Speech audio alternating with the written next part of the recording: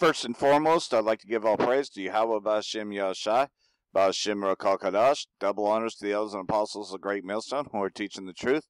And a shout out to Yakim that's out there on the four quarters of the earth proclaiming this truth, going out on the streets and teaching to the lost sheep of Israel, the 12 tribes, and pushing that sign because, man, a lot of these people are backing up against us and, trying to dissolve the 12 tribes sign, trying to, you got a lot of them black-only Israelites, and, well, what about the confusion of faces who might just go back to being black or Negro? What about them, such as myself? I go back to being a Judah Israelite, though you might take a look at me and say, man, you look just like an Edomite. Yeah, I know that. It's just part of the curses that goes along with it, but I have the spirit of a Jake, and, and that's if you're spiritual, you can see that, because the spirit is what gives forth witness. Anyhow, we're going to take a look at the X-22 report video here as he's warning the economic collapse to come. So let's just go ahead and get right into this.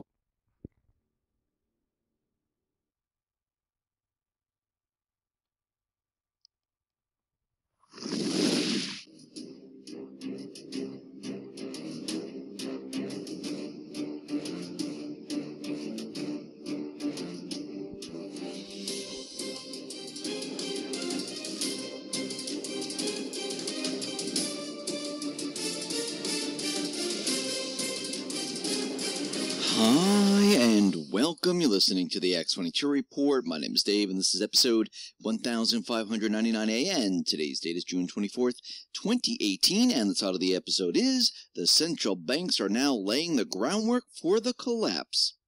Now, before I get started, I just want to make an announcement. I uploaded a new interview with Harley Schlanger. It is on the X-22 Report Spotlight YouTube channel. So all you need to do is go over to YouTube, type in X-22 Report Spotlight. It will bring you right to the interview, or you can view the interview on x22report.com or newssentinel.com. Scroll down a little bit, look over the right-hand side. You'll see the video there. You can play it right on the site, or you can go to Steemit, that is steemit.com/@X22Report, and you can play the interview right on Steemit. Let's get into the economic collapse financial news. Now, at this point, we've been watching the economy, breaking it down, showing that the economic numbers they're throwing at us, they really don't make any sense whatsoever. And we know that manufacturing cannot all come back to the United States within a year. It's just not going to work. Companies right now, they have no incentive to come back to the United States because of all the laws and regulations that have been put into place. And it took many, many years to push these countries out of the country.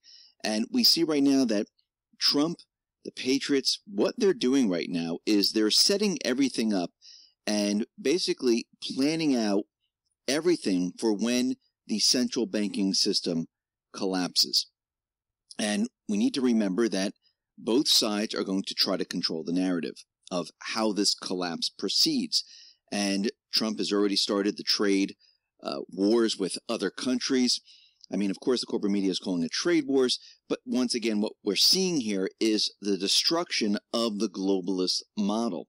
And right now, Trump is telling the crowds that he's speaking in front of that we're going to see things happen over the coming months that are going to really shock you with trade. Now, he said you will see things happen over the coming months that are going to really shock you because for so many years, we felt so badly. Our jobs have been taken. Our companies have been taken like we are a bunch of babies. Those days are gone. They're gone.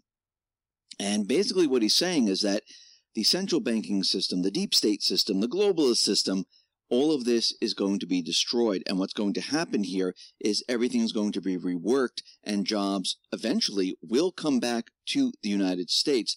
But once again, if you have the central banking system in place, this will not happen because all the central bankers are going to do, the globalists and everyone else, they're just going to restart the system. Now remember, both sides are going to try to control the narrative. And what we see coming out of the central bank of all central banks, the BIZ, the Bank for International Settlements, we see something very interesting coming out of there. And this shows you that they are preparing a way to control this narrative and they're getting ready to point the fingers someplace else. And coming out of their latest annual economic report, the Bank of International Settlements has confirmed that banks may indeed, they might be disguising their borrowings in a way very similar to the way Lehman did right before they imploded. Now, this is very interesting because from everything that we've been hearing is that these banks are fantastic. They've passed all the stress tests, everything is great, and we have the central bank of all central banks saying us no, the banks have been manipulating their books. That's pretty much what they're saying here. Now remember, the central bank of central banks, they don't care if the low-lying central banks disappear because they're going to be still in existence. They're putting out the warning, and they are the main central bank. And what they'll just do, if they can control the system, is they will start and put central banks back into the countries again and just say, don't worry, we got rid of the other ones. Here are the new ones to replace them with all new leadership and everything like that. So what we're seeing right now is they're trying to figure out a way, and they're doing it right now, to control the narrative. Now, for those unfamiliar, the biz explains that the window dressing refers to the practice of adjusting balance sheets around regular reporting dates, such as year or quarter ends, and notes that window dressing can reflect attempts to optimize a firm's profit and loss for taxation purposes. So when we look at this, we can see that what the banks are doing is they're using the repo market. But why repo? Because as a form of collateralized borrowing, repos allow banks to obtain short-term funding against some of their assets, a balance sheet expanding operation. The cash received can then be moved into reverse repos, and the corresponding collateral may be used for further borrowing. So, and how would they control that? Ultimately, the microchip, the mark of the beast, pretty much, because everything's becoming digitalized. You know that, and that's where this is pretty much leading to, and they've got the system set up. That's why you're seeing Kmart and Sears and a lot of other companies that used to be in business are either online or totally out of business, like Toys R Us, totally out of business, or Radio Shack, which has reduced all of its stores and now it's just an online business. Why? Because of all the regulations, and Esau's doing that, set it up on purpose. And while we're on the subject of the mark of the beast, here's another thing that's going on with the 10 tribes, that is the Northern Kingdom, is now pretty much being chipped and, being stripped away from their families. And Fuck News, a.k.a. Fox, is out there saying that the videos are fake, that you have crisis actors and all that. So giving no credibility to the videos that are out there that are showing this, exposing that now they're crisis actors. They're using the same language for that we've been saying about the white helmets. Oh, so they have no credibility, but the white helmets do. Fuck you, Esau. You're nothing but a goddamn liar. But anyhow, this is what's really going on to our tribes, because remember, judgment begins at the house of Israel. Our northern kingdom is being judged because they won't let go of their idols. They still rather pray to Mother Mary and to the Roman Catholic Church, to a.k.a. Caesar Borgia. Inside this old warehouse in South Texas, the U.S. Customs and Border Patrol is keeping hundreds of immigrant children in cages created by metal fencing. The U.S. Border Patrol on Sunday allowed us to briefly visit this facility where it holds families arrested at the southern U.S. border, responding to new criticism and protests over the Trump administration's zero-tolerance policy and resulting separation of families. At that time, more than 1,100 people were inside the large, dark facility that's divided into separate wings for unaccompanied children, adults on their own, and mothers and fathers with children. The cages in each wing open out into common areas to use portable restrooms. The overhead lighting in the warehouse stays on around the clock. The Associated Press, nor any other media organization at the time, was allowed to independently film this facility. The video you are looking at shows us touring around the facility, and it was handed out by the federal government. The Border Patrol told us close to 200 people inside were minors unaccompanied by a parent. Another 500 were family units, that's parents and children. Many adults who crossed the border without legal permission could be charged with illegal entry and placed in jail away from their children. Nearly 2,000 children have been taken from their parents since Attorney General Jeff Sessions announced the policy, which directs Homeland Security officials to refer all cases of illegal entry into the United States for prosecution. Church groups and human rights advocates have sharply criticized this policy, calling it inhumane. Facility behind me is essentially a clearinghouse for these illegal entry cases. When there are families involved, this is a place where families are separated because the parents' next step is to go to federal court. The children then go to facilities that are run by the Department of Health and Human Services, Office of Refugee Resettlement. In many cases, the parents are being given handouts on how to find their children once their legal cases are disposed of, but there is really no way to verify how accurate those handouts are, and if the parents are having any luck in finding their kids in a timely manner. John?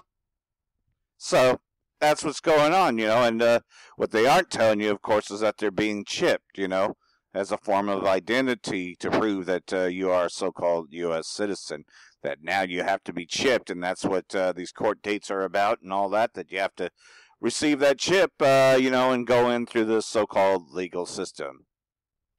And getting into how much Esau hates you, this video will not be covered anywhere else but by the alternative media because, while they may allow the mainstream to show you what's happening, because they want to put out that image, if you're coming in here illegally, we're going to find you. But at the same time, though, we know that judgment's also coming to the southern kingdom, because if the northern kingdom is getting judged, you know that the southern kingdom, Judah, is next. So here's another story that you may not have heard about, or, but anyhow, I'm just going to let the news clip play. For Complex News, I'm Hanuman Welch. A white man harassed a black family at the pool of a Westin hotel in Pasadena, California, going on a rant about diseases and asking whether a 5-year-old girl was clean enough to swim in the pool. The girl's mother, Carly Wheeler, filmed the man's rant and posted it on Facebook. According to Wheeler, the man approached the family under the pretense that he worked for the health department.